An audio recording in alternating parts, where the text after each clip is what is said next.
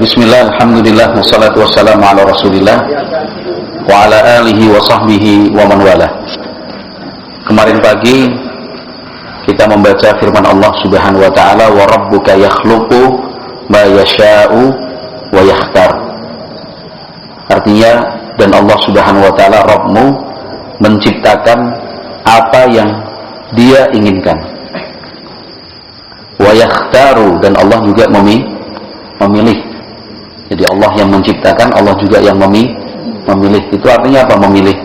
Ya, untuk apa digunakan, untuk apa fungsinya, untuk siapa, itu semua Allah subhanahu wa ta'ala yang menentukan, bukan manusia. Baik, contohnya apa? Kita baca halaman 18. Fa khalaqallahu as-samawati sab'an. Contohnya, Allah menciptakan langit itu 7 lapis. Siapa yang menciptakan langit? Allah. Ya. Jangan ditanya, kok 7 lapis? Pertanyaan-pertanyaan seperti itu tidak pantas diucapkan seorang muslim. Apalagi kalau pertanyaan itu didorongkan oleh kengeyelan, ya, atau kurang kerjaan. Kok 7 lapis? Kenapa enggak 5 aja?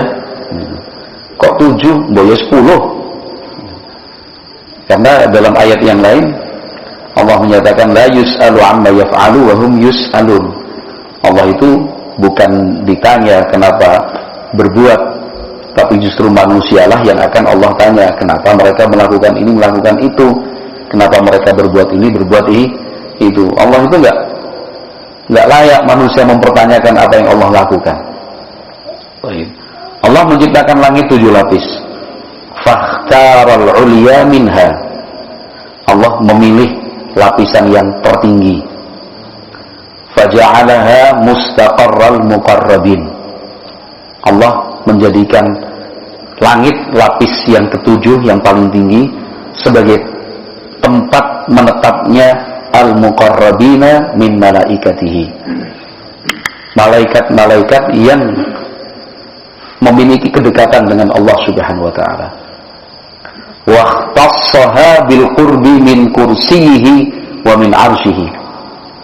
Langit yang ketujuh itu, lapisan yang paling atas, Allah pilih dan memang Allah khususkan untuk dekat dengan kursi dan arsy-Nya. Wa askanaha man syaa min khalqihi. Allah tempatkan di sana makhluknya yang ia kehendaki. Falaha maziyatun wa fadlun ala sairis samawat. Sehingga langit lapis ketujuh memiliki kelebihan dan keistimewaan dibandingkan langit di lapisan yang lain. Walau lam yakun illa qurbuha minhu tabaraka wa ta'ala. Meskipun keistimewaan itu hanya satu, itu sudah cukup. Apa? Allah pilih untuk menjadi yang paling dekat dengan dirinya tabaraka wa ta'ala, karena Allah itu ada di atas arsy, ar-rahmanu alal arsyis tawa, dan manusia itu sudah sangat kecil sekali di hadapan Allah subhanahu wa ta'ala. Wa min hadza tafdhiluhu subhanahu jannatal firdaus. Jadi jangan ditanya kok arsy-nya bukan di langit ketiga aja, atau kursinya kenapa enggak di langit kelima saja. Dan bisa saja kan Allah tentukan seperti itu. Ya, tapi Allah memilih arsy dan kursi itu di atas langit yang ke-7. Sehingga secara jarak langit yang ke-7 adalah langit yang paling dekat dengan arsy dan kursi. Itu keistimewaan yang tidak ada pada lapisan-lapisan langit lainnya. Wa min hadza tafdhiluhu subhanahu jannatal firdausi ala sa'iril jannat. Contoh yang lain, Allah subhanahu wa ta'ala memberikan keistimewaan untuk surga firdaus dibandingkan surga-surga yang lain. Karena surga itu juga bertingkat-tingkat. Surga itu bertingkat-tingkat. tingkat yang tertinggi disebut apa? Al-Firdaus. Wa takhsisuha bi an ja'ala 'arsyahu saqfaha. Surga Firdaus itu memiliki keistimewaan. Apa salah satunya? Bi an ja'ala 'arsyahu saqfaha. Arsy Allah itu menjadi atapnya.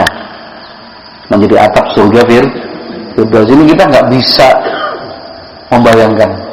Nalar kita tidak nyampe. Nggak usah sesuatu yang belum kita lihat. Kalau kita mengingat-ingat sesuatu yang sudah pernah kita lihat saja kadang-kadang nggak bisa lagi kok. Terus lupa, ya kan? Sudah lupa. Itu yang sudah pernah kita lihat. Ya, jangankan yang pernah dilihat, yang sering dilihat saja kadang-kadang lupa kita. Untuk apa? Untuk menceritakan dan menggambarkannya.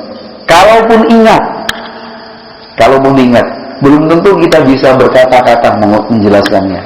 Coba jelaskan sepeda motornya Mas Heru misalkan. Coba terangkan. Kalau misalkan lihat, ini motornya Mas Heru. Tapi coba suruh bercerita. Motornya Mas Heru gimana coba? Detailnya loh. Bane, kan gitu. Knalpotnya, terus joknya, depannya ada tambahan jok. Terus mesti mantolnya. Terus yang setangnya itu bodinya hilang, tinggal ragangan itu. Terus sampai sejauh apa kita mendetailkan bercerita tentang sepeda motor yang Mas Heru itu? Padahal saya sering diboncengkan pakai motor itu, ya, udah sering mana-mana. Itu di dunia. Ya. Kita suruh menceritakan, coba kayak gini. Coba misalkan Mas Taufik menceritakan tentang Masjid Agung Bantul. Yang kecil itu, yang kecil dibandingkan surga maksudnya. Apa yang mau diceritakan Mas Taufik kira-kira? Bentuk pintunya pokoknya pas apik pokoknya. Nah, gitu. Pokoknya nggih gitu maksudnya kecil. Coba ngelon gini kita nggak bisa berkata-kata. Makanya kalau Nabi Muhammad menjelaskan surga itu mala ainun ra'at wala udhunun sami'at wala khatara ala qalbi bashar, ya memang seperti itu. Surga itu ya memang nggak pernah dilihat oleh mata, nggak pernah didengar oleh telinga, nggak pernah terlintas dalam hati manusia. Artinya apa? Nggak bisa kita gambarkan. Mau menggambarkan dengan kata-kata seperti apa? Karena semua kata-kata yang ada tidak bisa mewakili indahnya. Baik. Luas dan besar. Baik. Ini mumpung ada kitab tauhid ini karena itu bab yang terakhir penjelasan tentang yang semacam ini.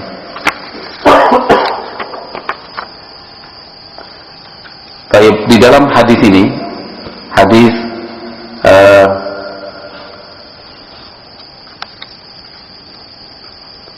yang diriwayatkan oleh Imam Ibnu Jarir At-Tabari rahimahullah, beliau menyebutkan sanadnya, disebutkan bahwa Nabi Muhammad mengatakan, mas samawatu sab'u fil kursi illa kadarahim sab'atin ulqiyat fi kursin. 7 lapis langit itu dibandingkan kursi Allah itu hanya ibarat 7 keping uang koin diletakkan di atas sebuah perisai. Padahal langit itu dalam riwayat sebelumnya sudah disebutkan, langit itu tebalnya perjalanan 500 tahun lah, nggak ada ribunya. 500 tahun itu tebalnya. Antara langit satu dengan langit di atasnya jaraknya juga 500 tahun. Ya. Kalau cuma sekedar dihitung-hitung berarti totalnya berapa dari langit pertama sampai langit ke-7? Bilangnya 500 kali 7 ya Mas Heru ya. Itu tebalnya 3.500 tahun. Lah jaraknya antara langit pertama dan ke-7 berapa? Kedua, 3, 4, 5, 6, 7 6 ya, 3.000. Belum yang dari sini sampai langit sana. Jadi 500 tahun juga. Katanya orang sampai bulan aja sampai sekarang masih katanya baru negara-negara tertentu, tidak semua manusia bisa. Berarti kan 7.000 tahun perjalanan itu sampai ke langit yang ke-7 lapisan indah. 7 lapis langit itu dibandingkan kursinya Allah, wasi'a kursi diurus sama, nggak usah bayangkan di kursi ini dia ya orang mampu udah. Yang penting kita yakin dan percaya bahwa itu memiliki kursi. Makanya disebut ayat kursi. Itu Nabi Muhammad mengatakan ibarat 7 keping uang diletakkan di atas perisai. Masih ada uang koinnya nggak sama? Ya, nggak ada. Ya. Ada uang koin nggak? Uang kecil, uang koin. Oh receh mbak, receh mbak. Dan jelas kok ya mbak. Nabi Muhammad menjelaskan itu supaya jelas nggak? Wah itu ini ya. Oh lumayan 7 banyak. Oh ini yang 1, 2, 3, 4, 5, 6 pas 7. Nah, sekarang perisai itu kan lebih besar dari meja ini. Perisai untuk berperang itu loh. Ya. Papan tulis itu. Ini perisainya orang Romawi kalau kayak ini ya kan. Jadi Nabi Muhammad mensabdakan supaya jelas ya kan. Itu cuma langitnya cuma kayak gini. Ini kursinya Allah maksudnya. Perisai itu ibarat kursi ya kan. Sementara 7 lapis langit diibaratkan dengan apa? 7 koin. Kecil sekali ya. Belum manusia juga gimana ini manusia ini? Hah? Lah ya maksudnya kan nggak pantas untuk sombong dia, nggak layak untuk kemudian takabur. Baru sampai naik pesawat itu sudah deg-deg kok ya. Kayak tiba yang jatuh juk piye ini. Udah. Alhamdulillah dari kesombongan. Baik. Kemudian dalam riwayat yang lain itu pun wallahu fawqa dzalika la yakhfa 'alaihi syai'un min a'mali bani Adam.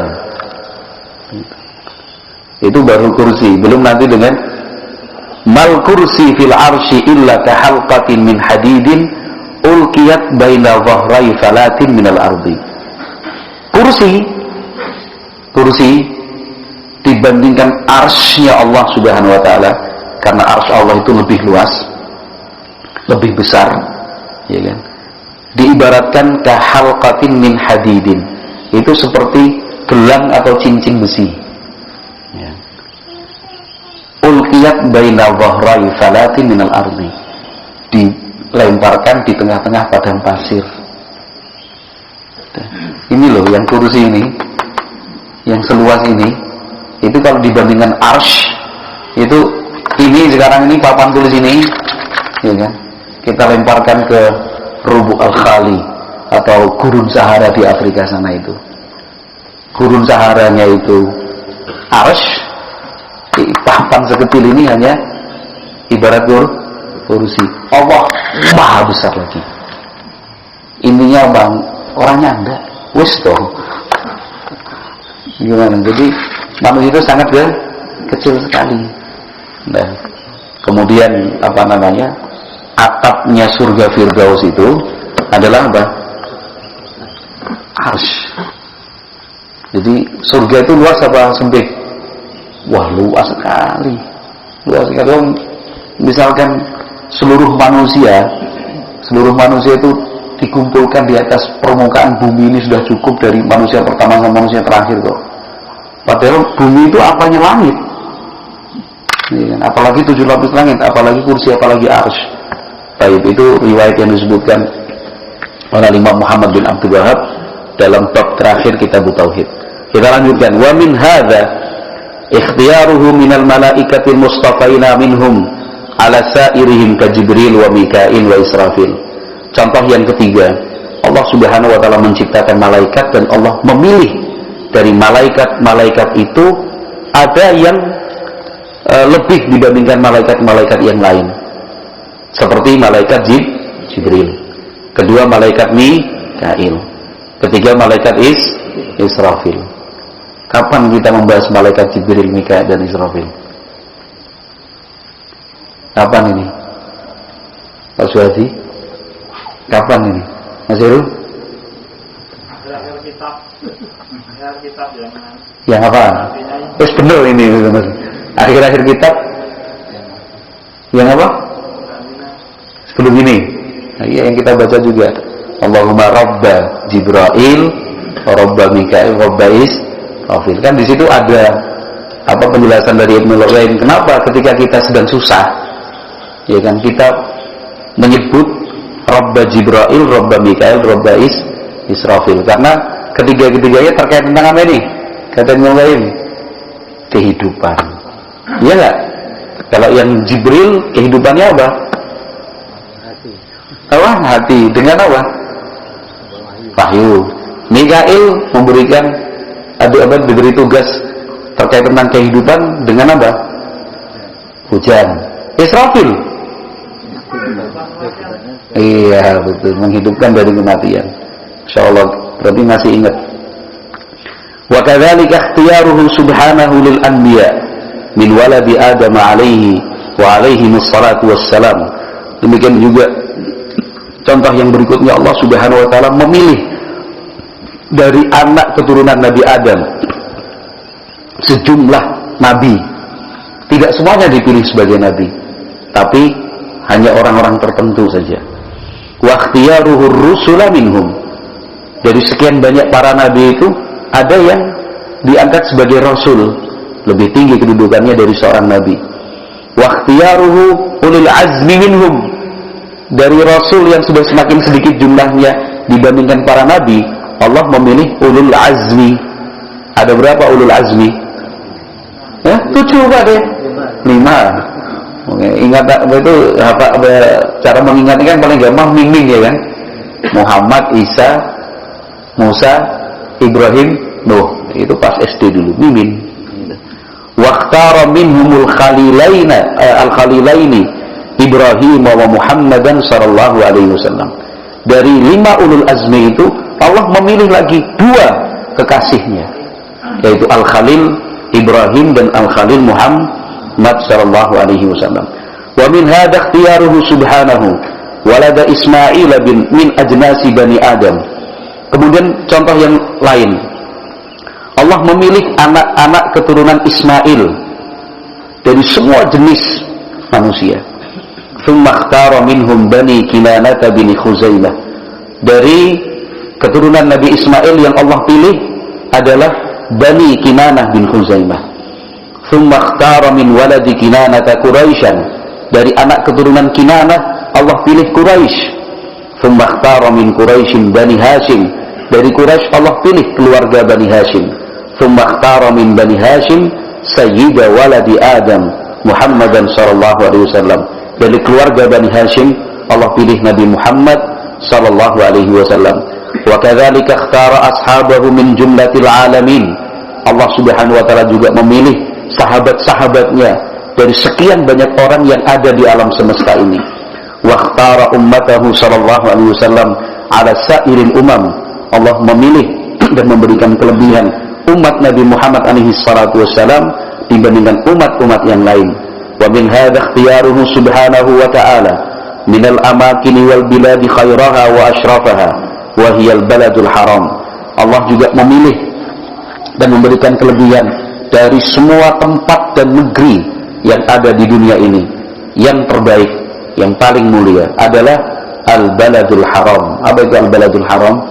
Tanah suci. Yang belum berangkat diagendakan berangkat, insyaallah. Yang belum mikir, ayo mulai mikir.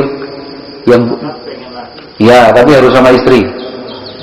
Ya, kalau yang sudah berangkat sendiri, yang kedua jangan sendiri lagi, harus sama istri. Bilang sama istri biar istri yang lebih mempeng doanya, biar istri yang lebih rajin nabungnya. Tidak ada yang mustahil. Baik, wa min hadza tafdhuluhu ba'dhal ayyami wasyuhuri ala ba'dhin.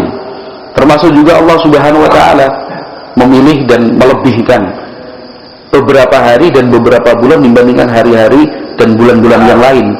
Fa khairul ayyami indahu yaumun nahri. Hari yang terbaik adalah hari nahar. Wa huwa yaumul hajjil akbar, yaitu hari haji al-akbar. Tanggal berapa? 10 Dzulhijjah.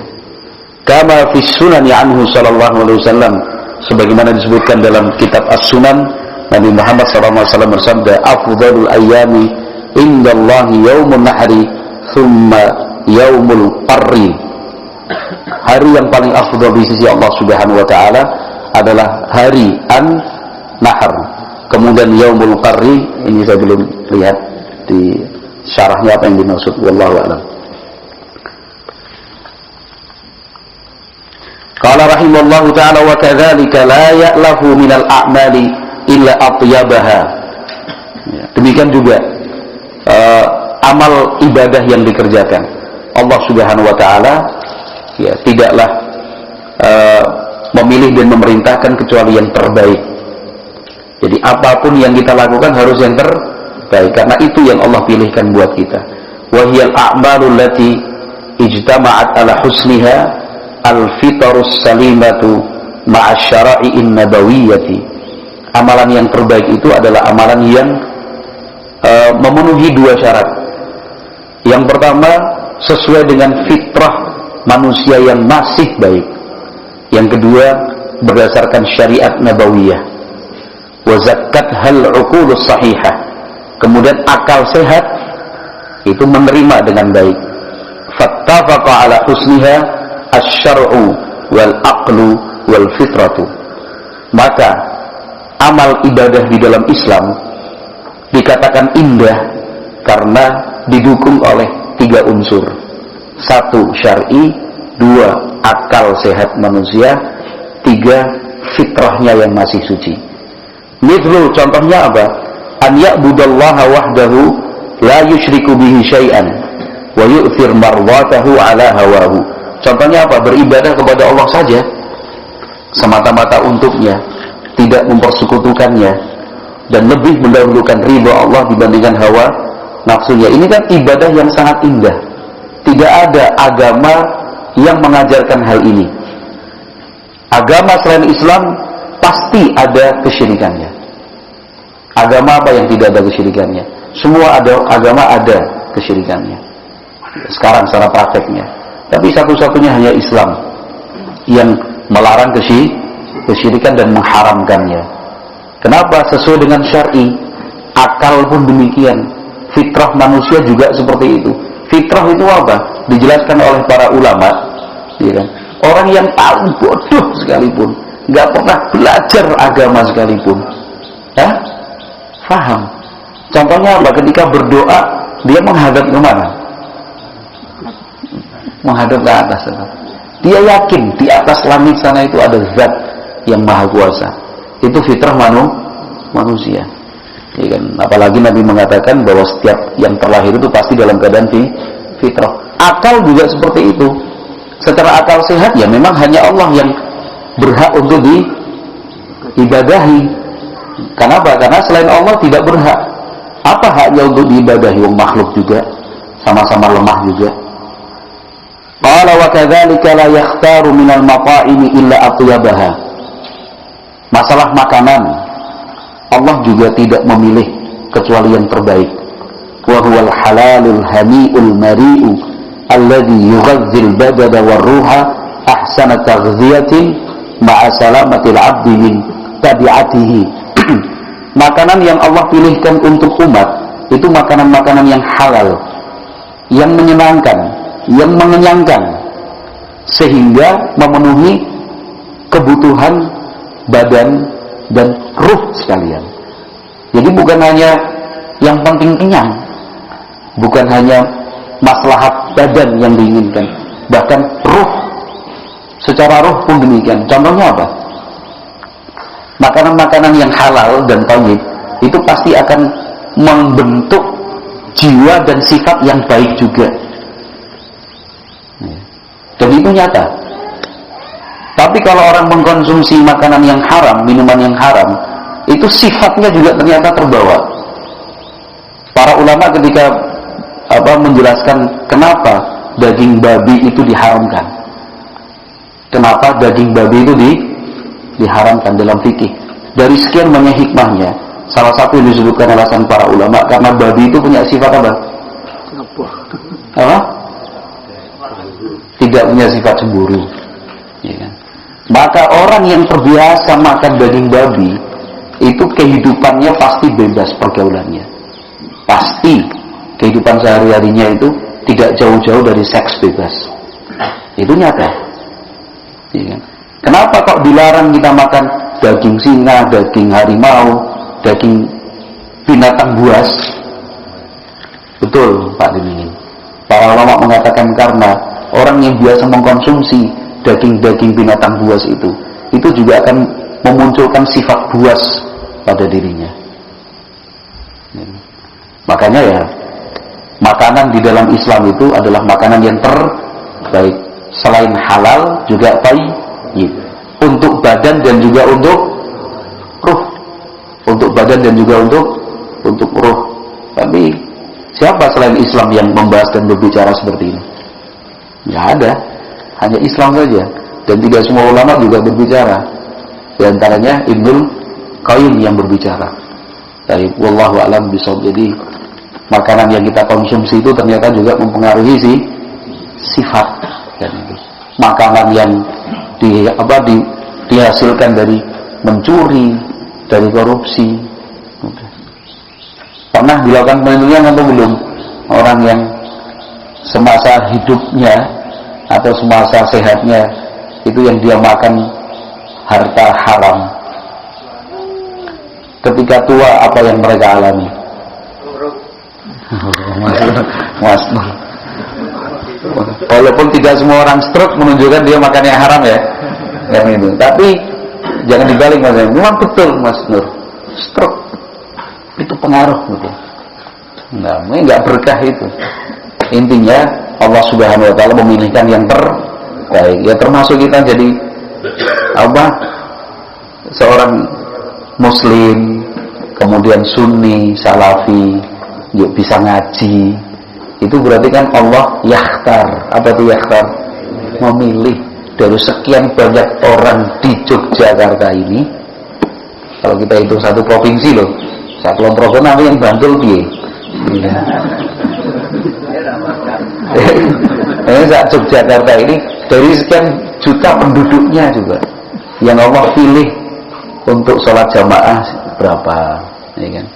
Yang Allah pilih punya keinginan untuk ngaji berapa? Yang Allah pilih dari jarak rumahnya sampai ke tempat ngaji, saya nggak bilang di sini loh ya, dari rumahnya sampai tempat ngajinya berapa? Jadi harus disyukurilah, itu karena terpilih. Gitu. Jadi nggak usah sedih. Saya ngaji kok sidik ya.